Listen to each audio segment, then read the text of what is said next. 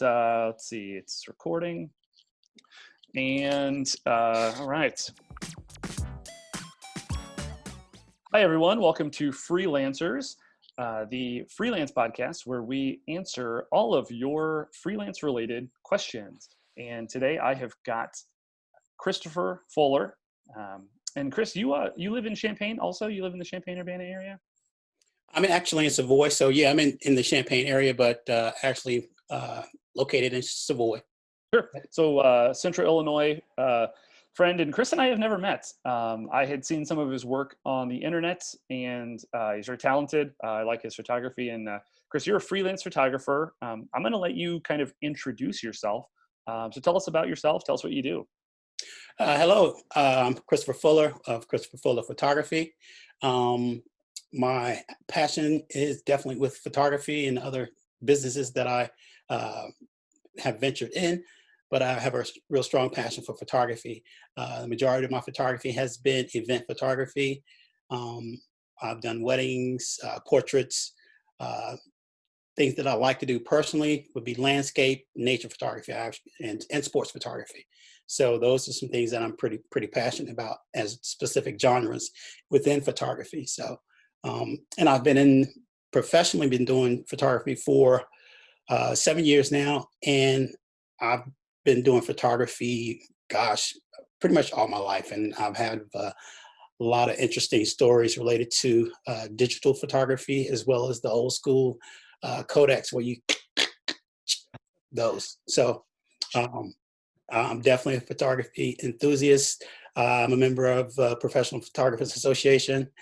And yeah, that's pretty much it in a nutshell. Cool. Well, it's really fun to hear that you've had kind of like a lifelong, love affair or love or interest of photography. I think a lot of us freelancers, whether you're a designer or photographer or video person, I think a lot of us have, looking back, a lot of us have had like an interest in doing what we've done throughout our whole life. I'm not a photographer per se, but I did always like those little disposable Kodaks. Using my dad's old, he had some old Canon film camera, get the little rolls of Kodak that you'd have to take to Walgreens and so very cool. So Chris, you said that you do, like weddings and a lot of event stuff. You do portraiture. One of, and correct me if I'm wrong here, even though you're based out of Central Illinois, you serve a couple of different areas around the country. Is that correct? That is correct. I've had some opportunities to work in North Carolina, which is originally where I'm from.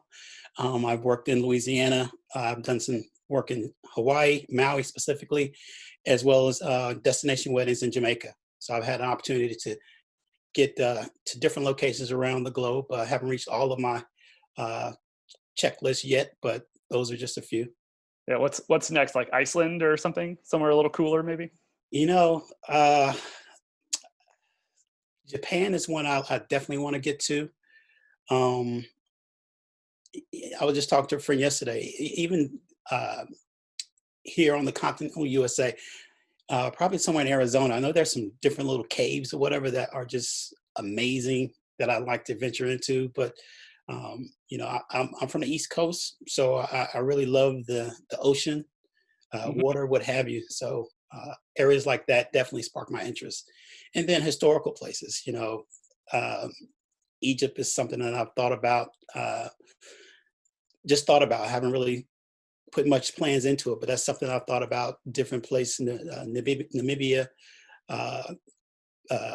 Republic of Congo, Wow. places like that I'd like to visit. Very cool. So Chris, let me, something that I am really interested in, and I actually get this question quite a bit from other freelancers too, is, and I actually, I've only scaled out regionally. So, I'm originally from this area, but I lived in Bloomington Normal for, which is for people watching that aren't familiar with Central Illinois. It's about 45 minutes to an hour down the road. It's another like decent sized town. I worked there for like 15 years and then kind of expanded slowly to some of the other communities.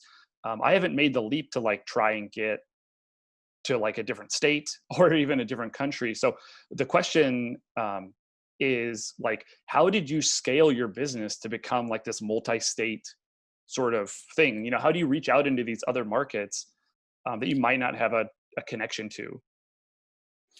Well, one place that I definitely was surprised at was Maui. My wife, son, and I, usually we'd go visit either yearly or every 2 years. And last time I got to go, which was this past spring, past January, I had an opportunity to go to one of the swap meets and meet some folks and just, introduce myself. Of course, I have my camera with me pretty much every time we're going on vacation. So that's normal. Um, and just talking to them and introducing myself, getting them a little bit about what I do, showing them some of my work, and then engaging with them, seeing if there's opportunities for us to do some business, whether or not it's small stuff as well, not to marginalize it, but things like taking pictures so they can have something really quality, nice to put on either their Facebook page or their Instagram or something like that. So that actually worked out where I met a couple of people who I'm still in contact with via social media. So um, just being engaging with folks when you're in places that you don't currently have any relationships or family or anything like that. Other places like Louisiana, my in-laws are down there. North Carolina, of course, is where the majority of my friends and family are. When I had the opportunity to do a destination wedding, that was from a friend that's local here, who appreciated and valued the work that I was doing and asked if I would do the wedding in Jamaica. And I jumped at the opportunity because for me, it's an opportunity to expand my business portfolio and provide that destination wedding genre, so to speak, to my portfolio. Cool.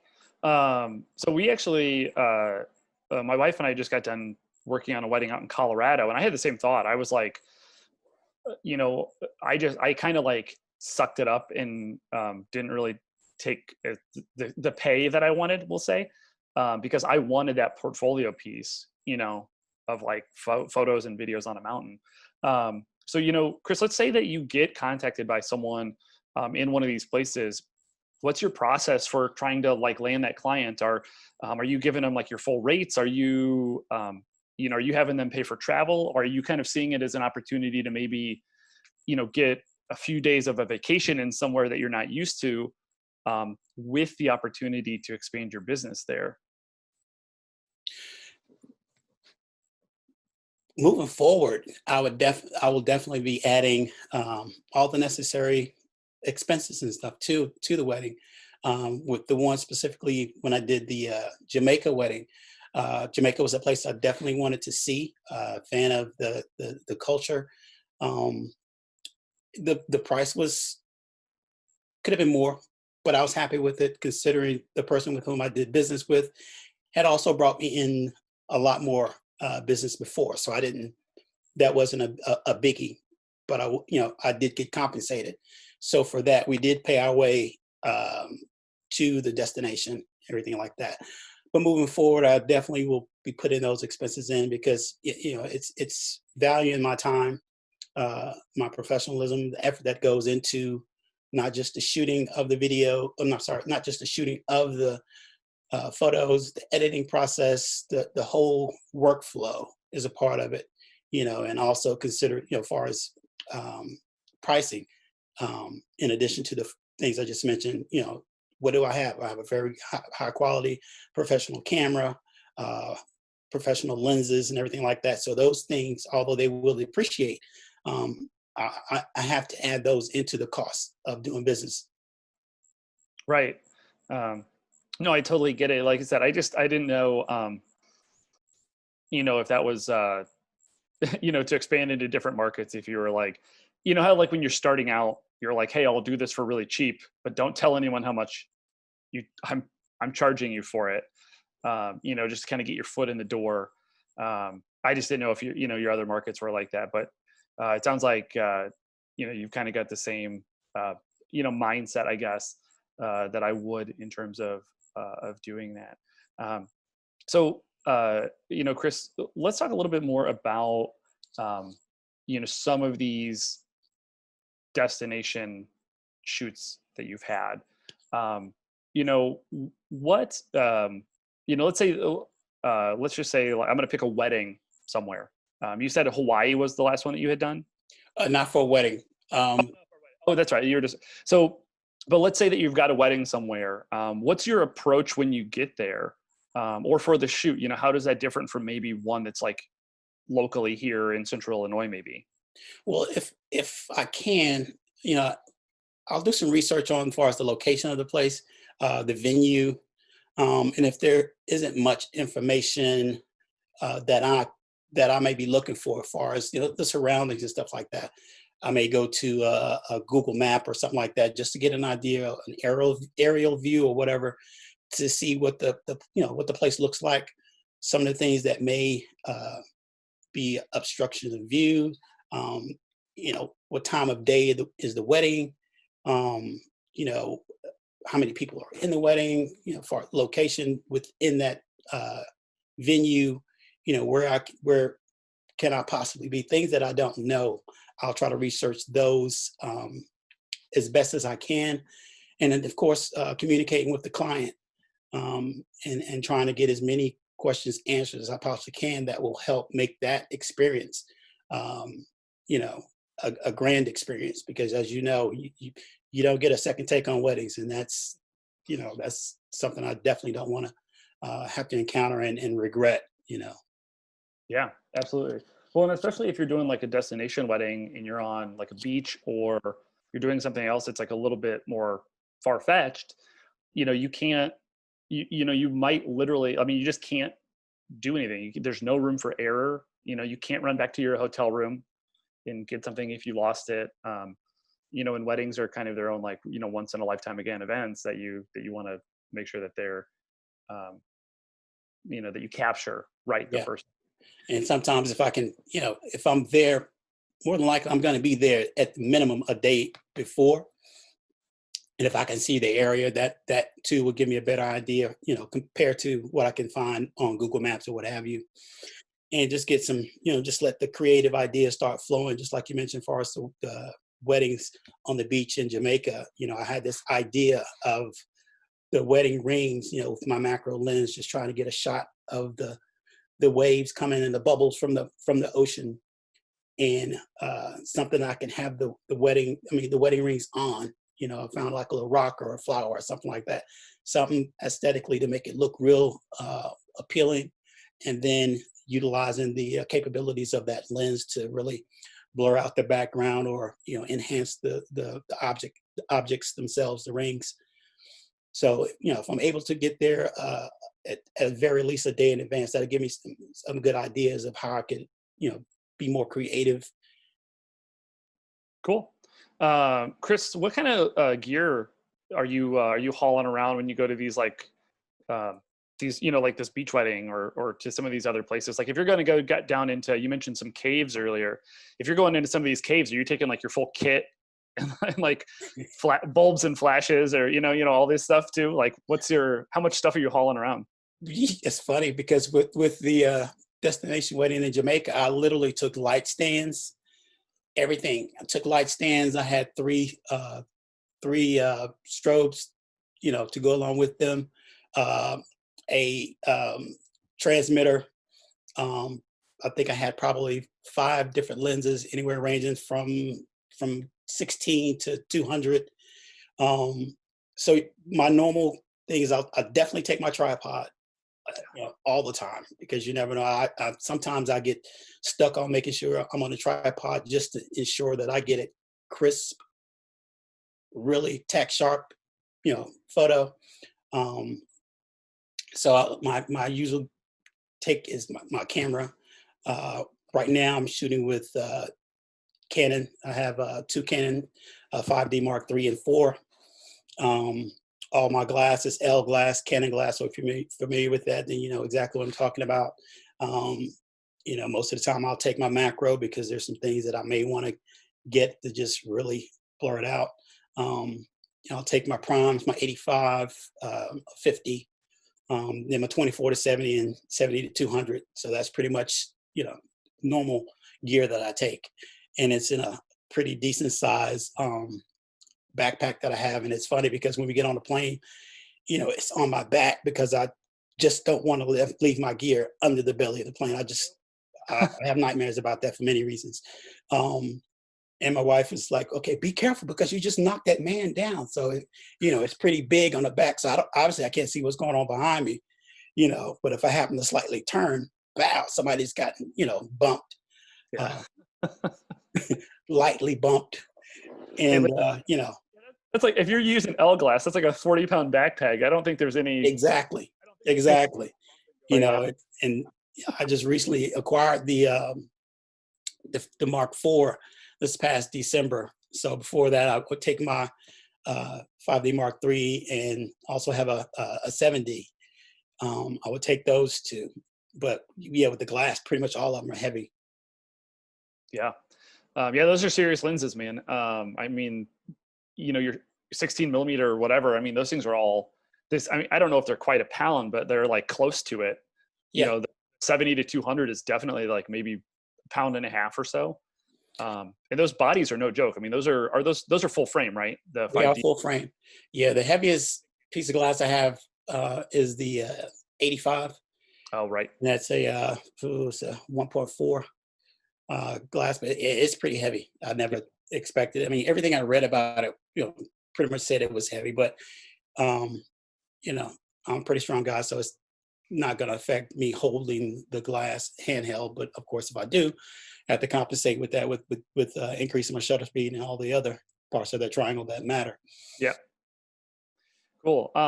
So, one of the things that I was just gonna kind of jokingly ask is, with these long shoot days, and I mean, travel like wears me out, man. If you're on a plane for like 6 hours, I feel like I feel like I ran for like 4 hours or something like that.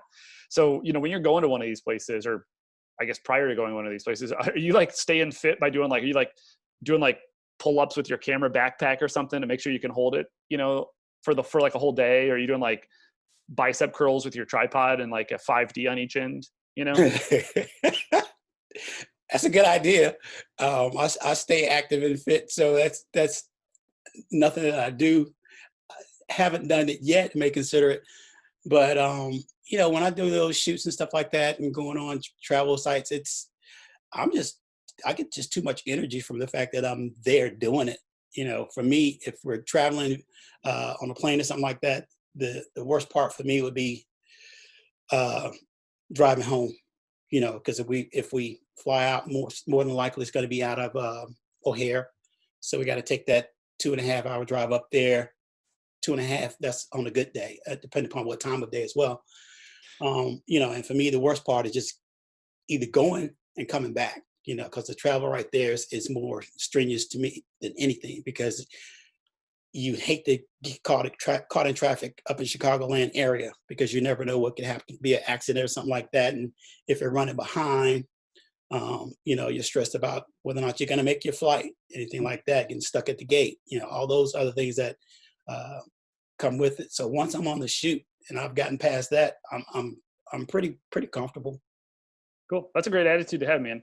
I know after, some of those, if you got like an 85 millimeter lens, I'll notice after like the last like hour and a half of my day, stuff is a little shakier than it was in the first 6 hours. But and I don't like lift weights a bunch, but I still find myself getting fatigued after like a long, especially on wedding shoots. I'm sure that you feel the same way, where it's just a long day. I do get pretty jazzed about being particularly, in a fun location or something like that, that kind of carries me through.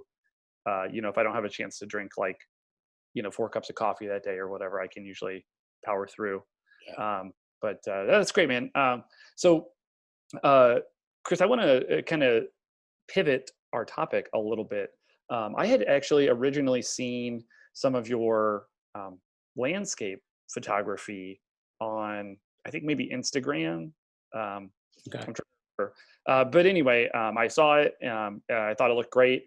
And then when I was doing some other general research on other freelancers here in town, I saw that your stuff had popped up again, and I was like, "Hey, I think I remember. I think it was like maybe a turtle photo, or there's something like that." Oh I was like, yeah, yeah. "Look, the COVID turtles. the and I was like, and I love wildlife, and I've got animals and stuff, and I was like, oh, I remember those turtles. And so, one of the things that I'm kind of curious about is your, maybe your um, tips or tricks, or just the way you maybe advertise or use social media to promote yourself.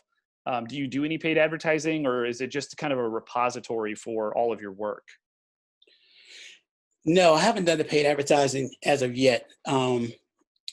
Next July, I'm probably going to go full steam, full time with photography. Right now, some other things that I'm doing. So, although I'm a professional, it's not 100% full time. I mean, no, it's definitely not full time. When I get gigs, I'll devote as much time as I can to it. Regardless of whether or not it's an hour shoot or a 10-hour shoot. I'm going to provide you the same enthusiasm regardless. But I have seen a lot of the opportunities to do a paid advertisement on Facebook, for instance. They often send something out, $10 towards this and that. It's like, well, that sounds good. It probably would benefit me, but right now I don't have the time to really engage in that much business. I'd rather handle what I can for right now, and then when I have more time to really be thoroughly immersed, that's when I'll look at doing some advertising and stuff like that. Of course, I can write that off as a business expense as well. But right now, I just I have a lot of work, probably 10 times as much work that I haven't put up that I have up socially. So that I'll think about different things that I put on Instagram, whether or not it's a trip from London. In London, what am I going to put up? Something that I saw at the Crown Jewels, or outside of the Crown Jewels, London Bridge, the Eye of London. Different things like that. Whether or not it's wildlife or nature, landscapes. When I was in Vegas last year, I really wanted to see the Grand Canyon again, but time wouldn't permit. So I went literally about 5 miles from where we were staying to Red Rock Canyon, and was just as satisfied with what I was able to see and capture. One of the things I wanted to do there, sorry to get off topic, was get some of the galactic core images. But it was pitch black, which is what you want. But I was also in the desert. So I'm thinking, I can't see anything around me. If there's something out there, snake or something like that, I'm like, nah, this is probably not what I want to do. And if I got by the car, had my lights on, it may obstruct the image. So, but I did go, and I took some pictures. But those didn't come out because I had I had a filter on it that was a very high ND filter. So the pictures that I thought I took came out horrible. So moving forward, I will utilize some of the paid ad services, and definitely move forward with putting my name out there a little bit more. But I don't want to have too much on my hand that I can't handle. If that becomes the case, like sometimes it's just something I can't do. I've been able to network with a few photographers in the area and pass them some business opportunity onto them if they can handle it or not. And it's happened to me as well. Great. Yeah, those are nice networks or kind of connections to have, because I always find that kind of comes back around even. Yeah, Um, you it know, does. there's just too much work out there for any one person to handle, and at the very least, it kind of establishes you, even if you can't do it, and you pass it on to someone that you recommend, or will do good work.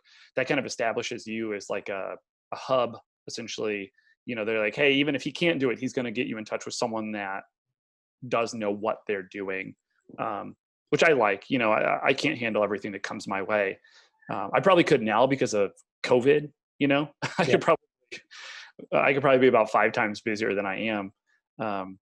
But that's pretty unusual in the grand scheme of things. I'm usually a little too busy, but I think it's really wise that you're trying not to grow too quickly.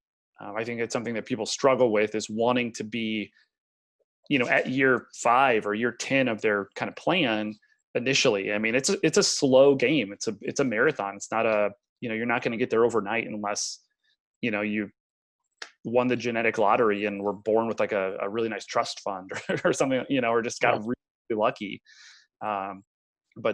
So Chris, back to social media really quick. So I'm almost positive it was Instagram that I seen your stuff on. Have you ever gotten any work from people seeing your stuff on social media, on Facebook or on Instagram or anything like that? Yes, I have. I've gotten work from Facebook, quite a few clients from Facebook that were from recommendations. Someone's looking for a photographer, and someone that I've worked with. Oh, check out Christopher. He's blah blah blah, and I've gotten the business, and from there, they too have supported me. And if someone else was looking for a photographer, they were really pleased with the work that I've done for them, and pass that along to that friend. So it's a lot of word of mouth. I mean, the majority of my business has been return clients, which I love, and word of mouth. So social media, Facebook specifically, has been really good for me as a way of putting my business out there. Instagram, I really just started getting into Instagram probably over the last year and a half, utilizing it and just trying to put stuff up. Now, when I put things up, I'm finding out when I see people who have multiple images up, I'm like, how do they do that? So I found out how to do that. I'm, very tech savvy, so it wasn't hard. It's just a matter of making sure I got the right image that I want to put up on there. And of course, on Facebook and Instagram, some of the images, if you put them up from your end, if they're too big, they're going to compress them. So I'll try to do that compression, or at least get the right file size right before I submit it or upload it to one of those social media sites. Cool. Yeah, I don't know. I get recommendations on Facebook every once in a while. That's a good one to have, particularly for like local stuff. I don't have any. I haven't had any like really big time clients come from that, but I do have like local regular clients, that have come from that. And it's always just nice to hear your name recommended, even if someone ends up not going with you. The fact that that there are people out there that recommend your work and that you provide a really good service and a really good product at the end of the day is always really nice. Yeah. And I haven't really Instagram. It's fun to post on and share stuff on, but it's like other creators. I follow other video producers and photographers. Mm-hmm. I don't get a lot of client interaction on that one. So Chris, let's say that let's say that someone recommends you, say, hey, like Christopher Fuller does really good work. Do you have a Facebook page? And obviously you've got some social media, but do you have like all of your stuff in one spot? Do you have like a website that you're able to just quickly pass along to people? What's your kind of like MO when someone recommends you or gets in touch with you and says like, hey, I'm interested or whatever. How do you kind of approach those situations? Yeah, I have my elevator speech when I speak to potential clients. Let them know my name, what I do. They can go to my website, ChristopherFullerPhotography.com, and I'll get around to asking questions about, if you're on Facebook, I have a Facebook page. It's Christopher Fuller Photography on Facebook, and if you're on Instagram as well, it's Christopher Fuller Photography there as well. If their tweet is C Fuller Photography, C Fuller Photo. I have something on Pinterest if that's where they want to go to. I put and the different social media sites. I use them for different things. Like on Pinterest, if I'm at home just having fun and I'm cooking something, I might put that up on Pinterest. If I'm cooking like oxtails or something like that, put it up there, tag it right, soul food, Southern dish or whatever like that, and just put it out there. And if people have an interest and are looking for that on Pinterest, just something that's out there. Nothing I'm really looking to for Pinterest, really looking to, expecting to get business from. But if I do, that's great. Yeah. Basically, it's just to have different options out there. While we're on Pinterest, when I was in Louisiana, I wanted to see a plantation. So I went to a plantation and took some different pictures and images of slave quarters, the area themselves, and put that up. And I've got a lot of people looking at that on Pinterest. So, like I said, that's different. I'll use social media for different things, Pinterest specifically for things that, I may have interest in, just people may be looking uh, for research or just general information. Yeah. I mean, it gets kind of your name out there, and, um, it can't hurt to have like more images out there. Chris, do you mind if I ask, like, how powerful of an experience was that to take photos of like a plantation and slaves quarters? Um, being an African American, it, it would be fascinating to me in some respect, but I also don't have the background. Understood. How was that? Do you mind talking about that a little bit? No, I don't mind at all. It was, when I was there, I asked my mother-in-law, like, where are some plantations? And they were like, why do you want to see a plantation? I'm like, because I do. I just want to see for myself. Obviously I won't have any idea what it feels like to have been back in those days, but I can, uh, you know, genetically have some idea what it may have felt like. So I wanted to see it. So I didn't get any good info from her, so I just Googled it and found a couple of places. One was in Baton Rouge. Another one was about, I don't know, maybe an hour away from where we were. And I had the opportunity to visit both of them. I really didn't know how to feel. Just an idea of like, man, could I have survived that? Would my mindset be the same then as it is now, as far as my own independence and things that I'm not going to do and things that I would have to do had I been in that situation? Just looking at the slave quarters, it's interesting to see how small they were. Um, just wondering how many family members were in that small dwelling. Um, just and trying to just visualize, some of the things that they may have gone through, far as food that they ate, what kind of work they did, not work, but what kind of, I don't know if you want to call it work, whatever they did. Labor they were forced. Thank you. Right. Thank you. Unpaid labor that they did to survive. Yeah. So it was interesting. I didn't have any bad feelings toward anyone because of it. It's it happened. Some things are the manifestation of that are still happening today. But it was eye-opening experience. So I for me, it was a visual. I look more towards the visual aspect of what I was there for, as opposed to how I may have, how I was feeling as far as the being at that place. I did look at some of the trees and how old they were, and just wondering, was someone hung from that tree? Just different things like that, like the outhouses, or like, did they actually have an outhouse for the slaves, or what did they use for a bathroom? Was there just different stuff? But it was a good experience. It was something that I wanted to do, something I got to live, something I plan on doing again. Cool. Well, thanks for sharing, man. That's great. I like, really, it's, we get to experience as like freelancers. I'm sure you feel this way. We get to experience a lot of things and see a lot of different kind of aspects of the world.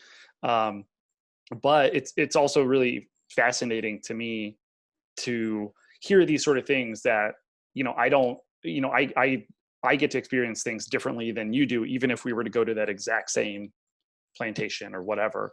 So it's always, it's interesting to hear. And I think it's really nice, really good. And it shows a lot about your personality, frankly, never having met you, that you went in with kind of a visual mindset, rather than, some sort of historical burden or something, like I Yeah. think this says a lot about you. I think that's great.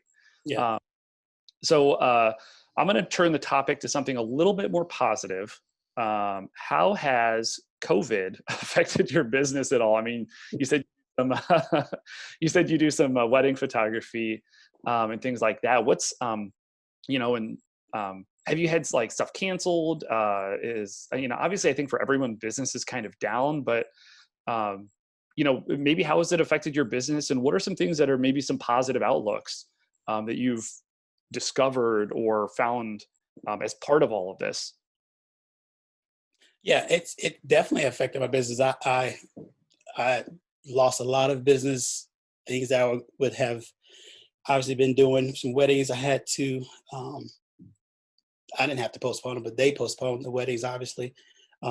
Some of them just decided they're going to do something very small. It wasn't necessary to have, at the time they really didn't need a photographer for people. They wanted to get married. They're going to get married regardless. Some folks have pushed back, rescheduled twice, and that's fine. And like we talked about earlier, I'm just happy that you even considered me. So that's, I'm happy about that. So there's still, weddings to come. The positive thing about it is, like, we mentioned earlier about the turtles. After being stuck in the house, man, for like a month and a half, I got to the point where I needed to get out. And early April, I went over to the Japan house Yeah. and, took my camera, looking around and just seeing what I could find. And I saw some turtles. And gosh, probably for 4 days straight, I went over there just to, see how different it was each day. I would take my 200 lens, I would take my 400 lens, and, just to see how close I could get and just different things. And I actually started doing research on the turtles and looking at the different types of turtles that were in that area. Um, and it was interesting to see how that place has changed seasonally. I was just there last week doing a photo shoot, and I was telling the client, like, they had a child, so I'm engaging with the children, with the children and what have you, and letting them know, this is where I saw some turtles. Here are the fish, and just how the place has grown, of course, with the flowers, weeds, or whatever they may be, have grown, and how the pond changes, and it was a whole lot different. Um, People have started coming back out, wanting to do more things. I have gotten some more business than, I don't know, maybe I would not have gotten before COVID had come. People are wanting to get out and, not necessarily be rebellious, but wanting to get out and, be able to just breathe out and just enjoy themselves in under the conditions that we're in with this whole pandemic thing. So, although I've lost some business, I've also gained some. The business that I lost, some of them were annual things. So I know next year, they've told me, well, we're gonna do it next year. We can't do it this year because of COVID, but we're gonna have you work with us next year. So that was positive, and definitely a reinforcement to uplift me. So although I've lost quite a bit, I look at it on a positive side. So I've gained some, not as much, but I've gained some more business, and I'm thankful for that. Yeah. And I mean, like a nice way to look at it is you're like, well, my 2021 sounds kind of booked. It just, Exactly. 2021 is going to be a monster. So that will be, when I turn the tide and go full steam ahead. So it's looking to be a great time. yeah, I've had to reassure a couple of clients recently because probably similarly, after a couple of months, people are like, we got to do something. So I've had a couple of shoots recently, and I've had to kind of rearrange how I approach shoots. But we can't film in maybe a tiny conference room anymore. We've got to get maybe a bigger space because we just can't have me, the client or kind of the producer, and then like an interviewee or someone that's giving a testimonial. We can't all be in a little tiny space. So we've got to be in different spaces. We got to do a lot of outside shooting. I'm using longer lenses. I'm using like an 85 or longer even for interviews now, which I'm not used to. I like being really close to people. Mhm. I'm using like a boom mic. I'm not putting little lavs on people. And with portraiture or family photos or things like that, I think that you could probably get away with, staying 15 feet away from a family, and still making that work. Um, uh, but yeah, that's interesting. And I mean, it's good to hear that things are picking back up, and things aren't just canceled; they're just kind of postponed. I can handle a postponement.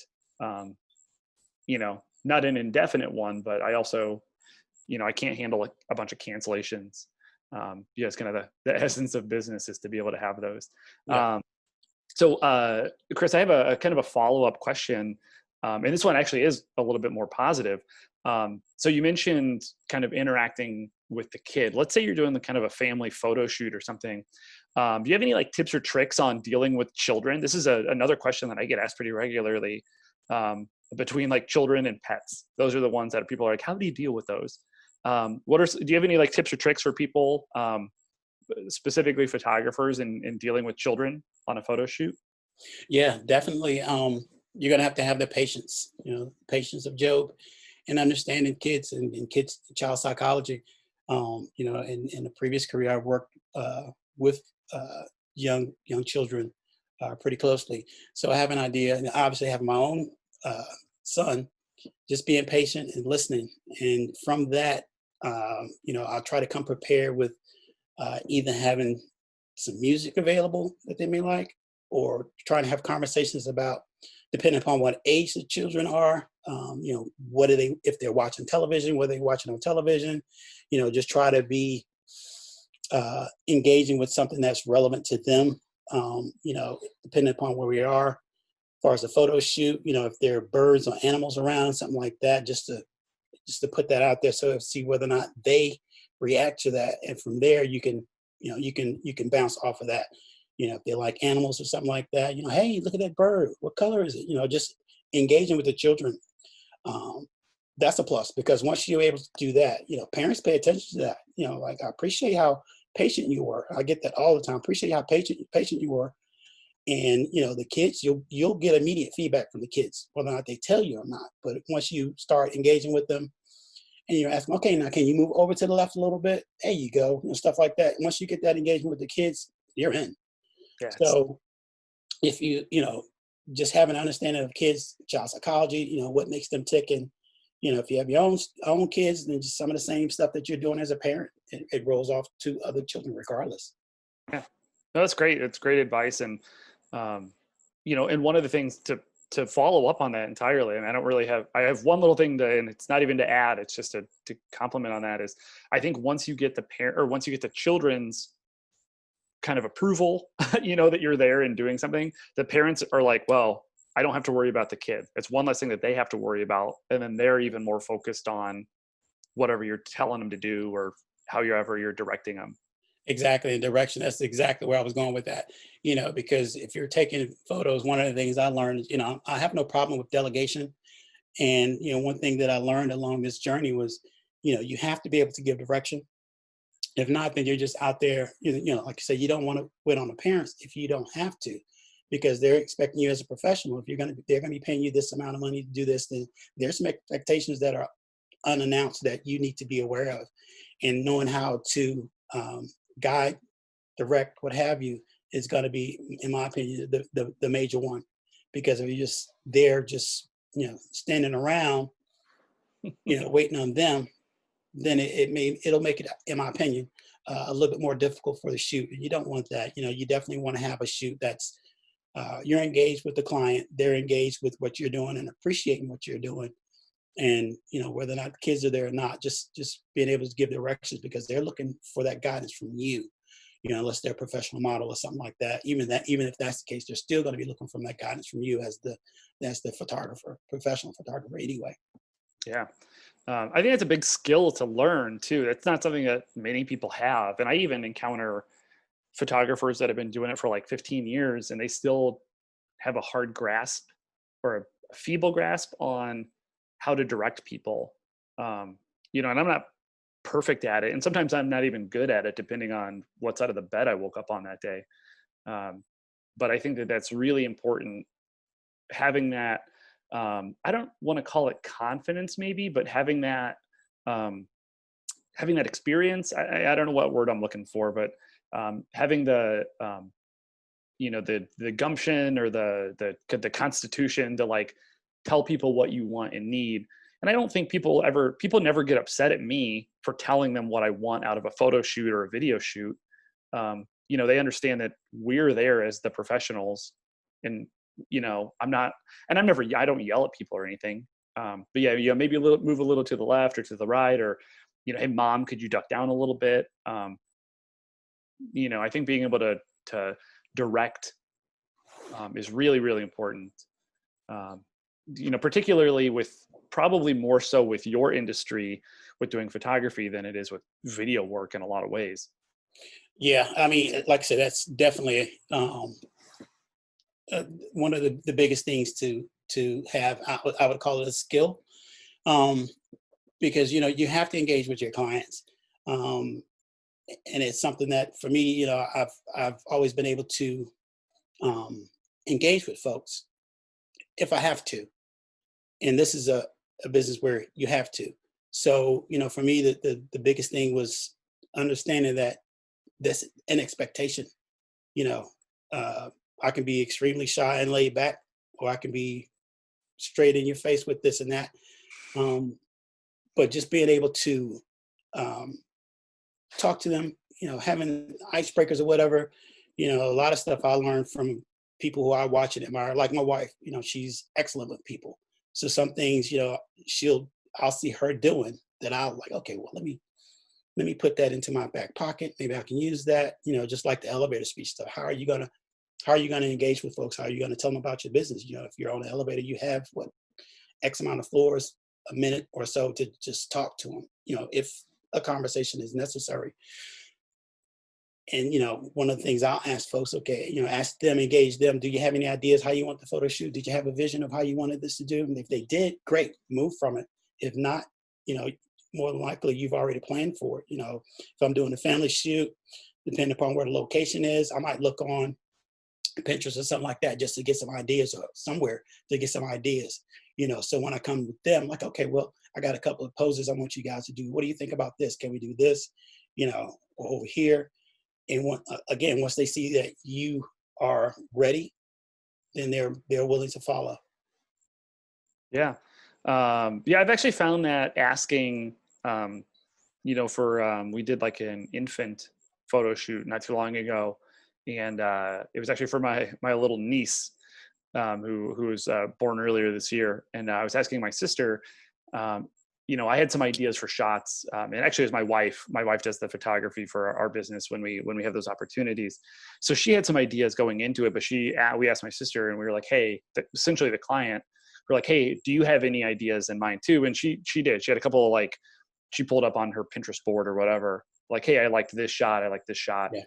And that's always nice. That kind of establishes like a back and forth between you and the client, just being able to talk and start a conversation about things. And, I think you still need to be able to direct them and take charge of the situation. But that's good. That's really good insight.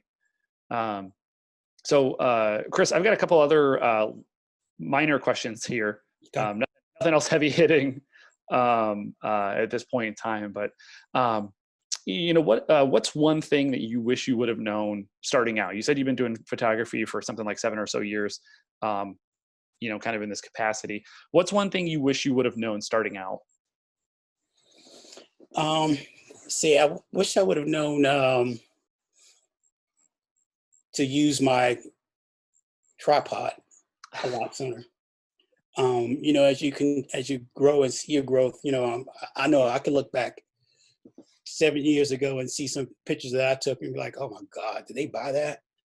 And that's what I presented, and yes, they bought it, but I had to grow from that. So, I did a wedding, my first wedding, man, I was so scared. I'm on the side, left and right of the aisles, I wasn't as engaged in the wedding as I do now, because that was my first one. I had a zoom lens. I definitely used a zoom lens because, I was afraid. Yeah. So one thing I had to do was get past that. And, one person that um, taught me that was a lady that I met at a Mary Kay event that I was doing photos for. And I wound up, meeting her, exchanging information, and did some shots with her at a church. And for me, they have a band, not a, whatever you want to call it. They have a group Hmm. that's performing, so I'm in the back taking pictures. And she looked at the pictures. She was like, "Well, those are great, but we want to have pictures of the audience," which meant that I would have to be up on stage. I'm like, okay, well, I'm not a preacher or anything. I don't want to be up on stage. But I had to get past that. And, like I say, sometimes I can be laid back and just be very analytical and just see what's going on. But I had to get past that and become more engaged. And, she told me, well, they're expecting that. They're expecting you to be up there taking pictures of them as well. So, I was like, okay, well, I got to do it. So that kind of eliminated that nervousness of being in front of a crowd taking pictures. So once I got past that, it was a whole lot easier for me to be at an event, be up, engaged with whoever the main person or main people of that event are, in addition to capturing the participants of that event, the audience as well.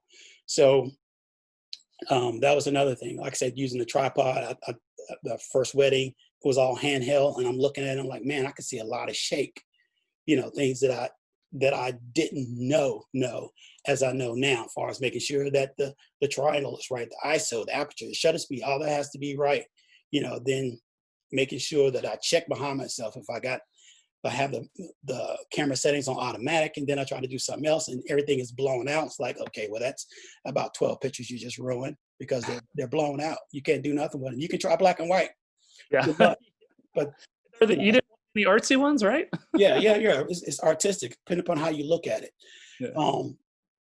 Um, and just now I do a whole lot more um, uh, learning from other folks to see how well they are able to um, work with crowds, work with people, understanding the camera better as well. Just understanding my lens and knowing that now that uh, 1.8 is not all that great. You know, if you're taking a picture of somebody's face or something like that, and you got the eyes sharp as a tack, but you go down to the cheekbones will start to fade out a little bit. So just knowing where I want to shoot, find that sweet spot. 5.6 might be a great spot for me. You Yeah. know, and depending upon what the subject is, 1.4, 1.8 might be great. Yeah. Yeah. Like those ring shots on the beach. Yeah. You might want a 1.4, 1.8, whatever, I think my very first lens was like a 2.8 maybe. And it was great. It was even, that was like, it was almost too sharp even. Sorry. No, you're fine, man. For some of those. But yeah, 5.6 is great. That's like a nice, good depth. You're not getting, you can still get some really nice sharpness on a face or something, but the background is not as blurry. The cheekbones, like, even if you're doing, corporate headshots or something, you get sharp on the eyes and the end of the nose is blurred out. The ears are blurred out. And then, it's just not as professional maybe in those regards. So it's good. That's good advice. And I think that everyone kind of learns that as they go. I wish we could tell more people those things and have them listen. But you get that, like, you get that 1.4 lens or whatever early on, and you just want everything to be as shallow as you possibly can get it. Yeah. It looks great, and then until it doesn't. That was just so true. When I bought a Canon 100, was it 2.8, and I was just thrilled to death to have it. And some of the pictures I'm taking were like, okay, most of the ones I was taking were like inanimate objects, things that were just gonna be there and be still until the wind stopped blowing, flowers and stuff like that. And then when I started using it as a portrait lens, I'm like, okay, well, this 2.8 is not, again, 2.8 is not all that great right now. So I need to just move to something else. So things you learn as you go. I was just in a situation where I was able to be able to get that lens and got it. Something I definitely have used frequently since I've had it for different purposes.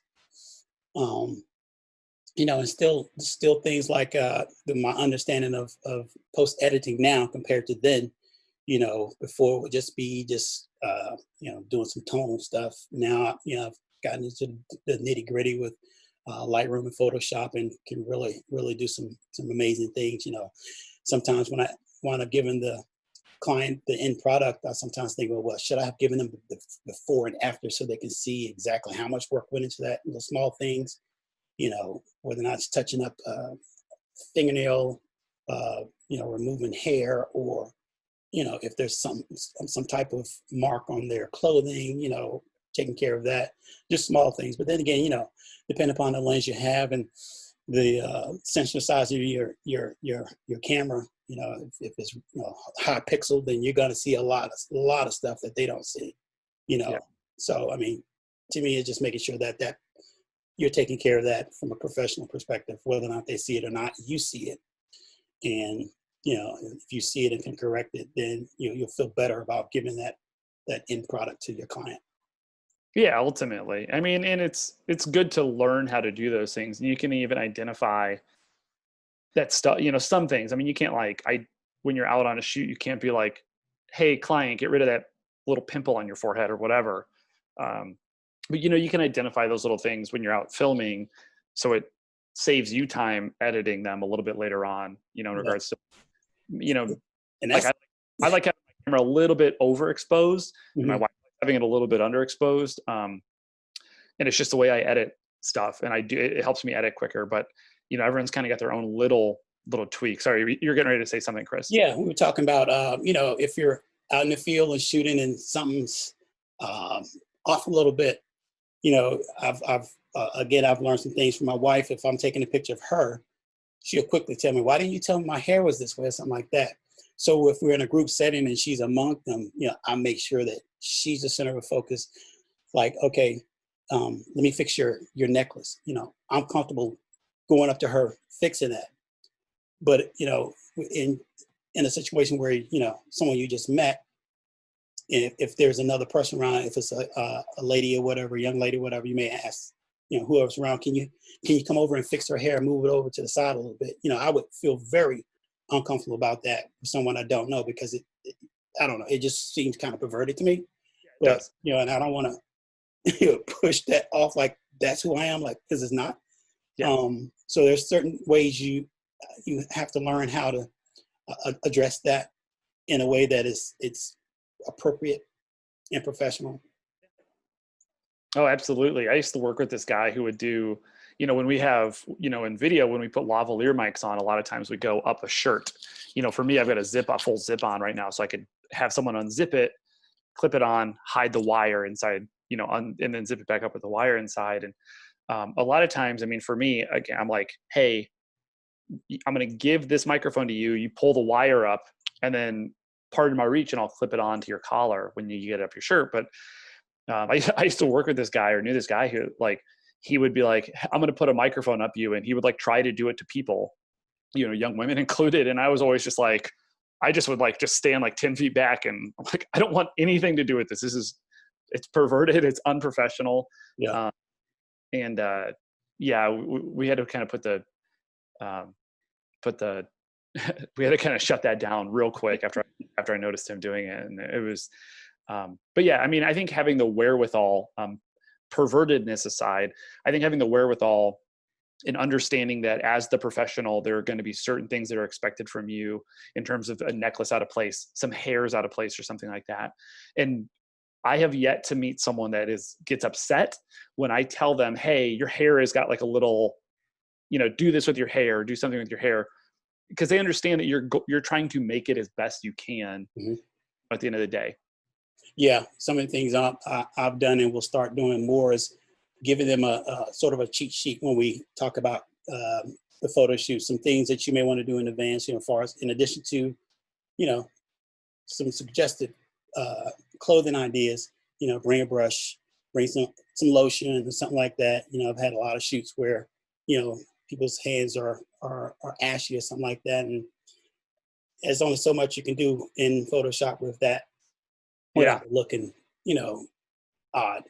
Yeah. You know, like I would definitely suggest bringing a brush, bring a mirror, some lotion, you know, whatever, just to, you know, to help out, because it's, you know, I don't want to be in a situation where I'm uncomfortable, you know, telling them something that it's, you know, a personal space issue. Yeah. Oh yeah.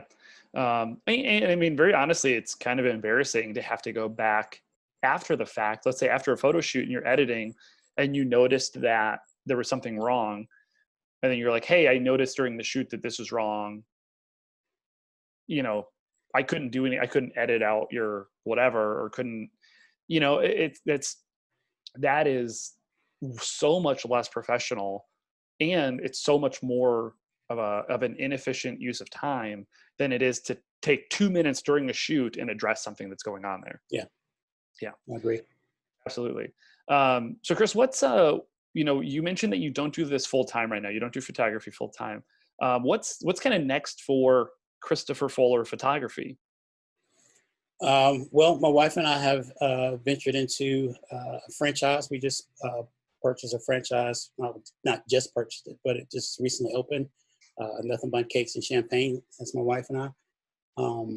Currently, I'm an educator. I'll be doing early retirement next year, not due to COVID or anything like that, just due to my own plans of wanting to do some things that I like to do.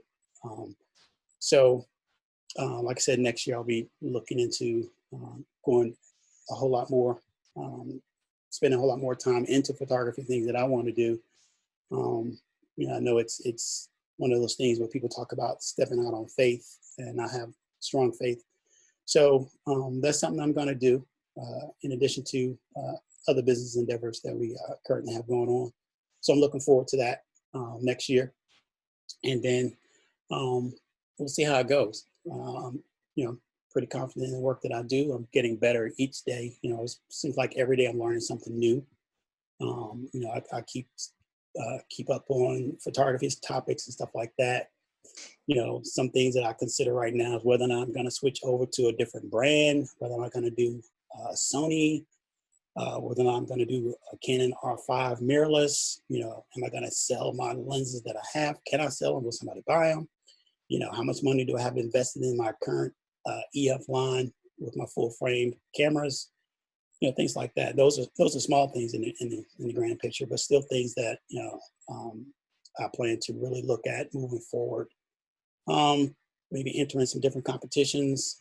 Cool. Like I said, doing some traveling where it's just to do photography, as opposed to a family vacation. I mean, every family vacation my wife and I, my son and I have taken has always been the cameras with us. And my son has literally been in pictures since I mean, literally came out the womb.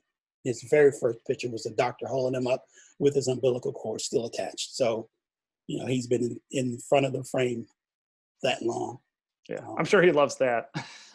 Yeah, we made a book about it. So he's used to it. I mean, he's used to it to the point where if I don't have my camera when we go somewhere, he will probably ask, "Dad, are you okay?" So, go ahead. Yeah, Yeah, he'll probably ask, "Yeah, am I okay?" or something like that. But moving forward, that's, you know, like I said, those are some of the things that I look forward to doing in 2021. Um, just you know, enjoying life, um, building something that I can look back on. My son can be proud of. My wife can be proud of. My family and friends can be proud of. cool. That's great, man. You have such a positive attitude about it. It's wonderful. Um, Christopher, that's all the questions I had for you, man. Is there anything else you want to talk about, or any questions you have for me, or anything like that you want to cover before we kind of wrap things up here? None. I didn't even think of any questions. You know, unlike an interview where I'm going to have tons of questions about something, a job interview specifically. Yeah. You know, I've you know, given a lot of talk about some of the things I like, some of the things I don't like. Would be if I'm in a situation where, I'm the professional photographer hired and somebody else comes along and, they're shooting. I'm going to be professional and give them space to shoot and try to communicate with them if I'm in an area, either hand signal or nonverbal communication, let them know that, I'm going to be in this area, you mind moving over a little bit or whatever. Which reminds me of my wife and I's wedding. We had hired professional photographers, professional videographers, and then my mother-in-law, one of her high school friends, was there with a Kodak, little Kodak click, click, click camera. He was all in the pictures, all in the pictures. I mean, some great pictures that were taken. He was there with the Kodak to his eye like that. All you see is his blue suit and the yellow camera. And I tell you, I'm not a happy camper if I see that guy. I will probably say something to him. Right now, I haven't seen him since the wedding. I don't even know if he's still alive, but still, when people are doing professional photography or videography, and you have your iPhone and your little camera or whatever like that, take the picture, but be considerate of the person that's been hired to do this professionally. That's sort of a pet peeve for me. But again, when I'm doing a professional job, I'm going to be professional the whole time, whether or not something is annoying me or not. Yeah, you can just talk about it on when you come on to podcasts. You can get it all out there. You can just complain about everything. Exactly. Yeah, I had one of the last weddings I shot. It was actually maybe a year ago. Now that I'm thinking about it, it was like just nonstop people standing in front of me. So I'm trying to like move my camera and do all this stuff, and I ended up having to cut in. I just was like, I knew that I was going to run into problems in editing because I was losing all these good close-ups of the bride and groom. Yeah. So I just went to the back of the church and I got like a super wide shot of everything. So you couldn't see the priest's mouth moving. You could see it moving, but you can see you wouldn't be able to read his lips. And then every time one of those people would walk in front of me, I would just cut to this, it was the exact same wide shot, 15 times. Like that frame right there. Boom. There we go. There's too many little old ladies with their iPhones getting out in front of me. Yeah. So whatever, inside, inside secrets, cool. Well, Christopher, thank you so much for chatting with me today. How can people check out your work or get in touch with you, or you can give me the elevator pitch and plug all of your social media channels here. Oh, definitely. Christopher Fuller Photography. ChristopherFullerPhotography.com.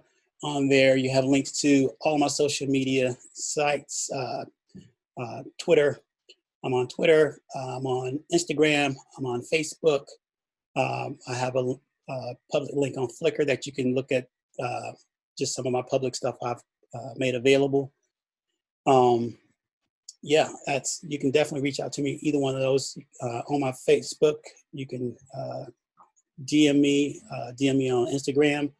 On my website, on the contact me, you can reach out that way. I get those immediately as soon as any inquiries are submitted, and I'll reach out. We talked about earlier how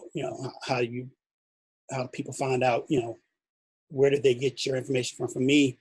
My undergraduate degree is in economics, so I'm real heavy on statistics. So I like to know how did you find out about me? Was it a referral or whatever? So just general information that I know. So if it's something that I can improve upon, then I can do that. ChristopherFullerPhotography.com. You can reach me there and find all my links to my other social media sites at the bottom of all the pages. Cool. And I can confirm that he will ask you where information from. When I reach out to Chris, when I reach out to you to be on here, you go, where'd you get my information from? I mean, you're very polite about it, but you did want to know. Yeah, I did. I mean, I've had, in technology, you get people that just see you buy the information like, okay, is this a real person? So I'll do research on someone who's interested in me, and at least 85% of the folks that have reached out to have some type of presence on social media, or I can Google and find them to see whether or not it's a real person or not, something like that. Because, as you know as well, you get a lot of bot traffic online. People, companies, whomever, just looking to get information or extract information or set you up for something. So always do research, always. Yeah. Well, Christopher, thank you so much for taking the time to chat today. It was an absolute pleasure getting to talk with you. And hopefully after COVID's done, maybe we could meet up in person and grab a cup of coffee or something. It'd be great to meet you in person at some point. And I wish you the absolute best of luck growing Christopher Fuller Photography. I look forward also to tasting a bundt cake at some point from the shop that you and your wife opened. It sounds delicious, and I don't think it's actually too far from my house. So I'll have to make a trip over there at some point and try one of those out. Sounds good, Adam. Great meeting and talking with you, man. I look forward to that face-to-face when things get back to somewhat normal. Yeah, agreed. Thanks again, Chris. And for anyone listening and watching, I'm going to link all of Chris's social media and contact information down below. Thank you so much for taking the time to watch and listen to Freelancers, the podcast. We will see you next time.